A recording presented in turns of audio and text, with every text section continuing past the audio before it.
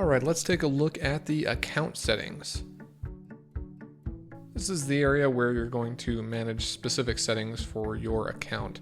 So if you are using a local account, you could switch to a Microsoft account. I'm already using a Microsoft account, so I could switch to a local account instead. So this is the account that I have created. You can change your profile picture from here, or you can create a picture using the camera that's installed on your device. From the sign-in options area, you can change how long your PC will wait before requiring you to sign in again. So this is set to 15 minutes for me, which means that if I'm away from my PC for 15 minutes, it's going to go out to the lock screen and then require me to enter my PIN or password in order to access the account again. So if you're using your device at work where a lot of people have access to your PC physically, you might want to set that to every time or a lower number of minutes. From here, you can also change your password. You can create a PIN if you don't have one, or you can change that if you already do. And then you can also set up a picture password, which was originally available in Windows 8.1. So essentially what this enables you to do is create a pattern on your device, and this is really best for touch screens, that you can go ahead and draw or tap out on the picture to unlock your device. So that's 1, 2, 3. So now it's going to ask me to do that again just to confirm. 1, 2, 3.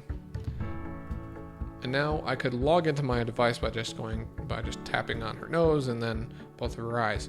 So if I were to do that in the wrong order, then it would not unlock my device. Or if I were to tap in different areas, it would not unlock my device. So that's another way that you could do that.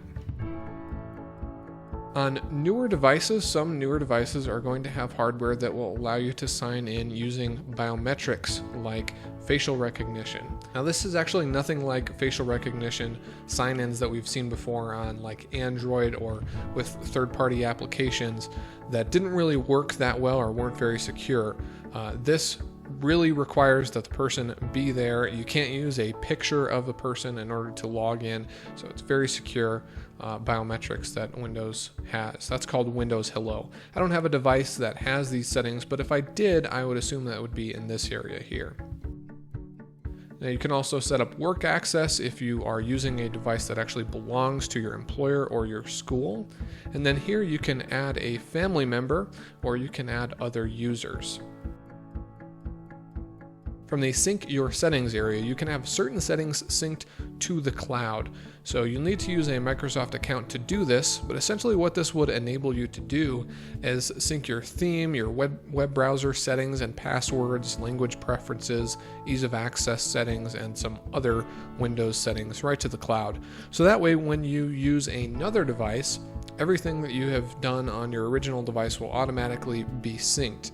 So it might make it easier to use the web browser since it will know your history and your individual web browser settings, your passwords will all be synced to the cloud. So that way using your devices will be a more seamless experience. And that's it for the account settings. Thanks for watching.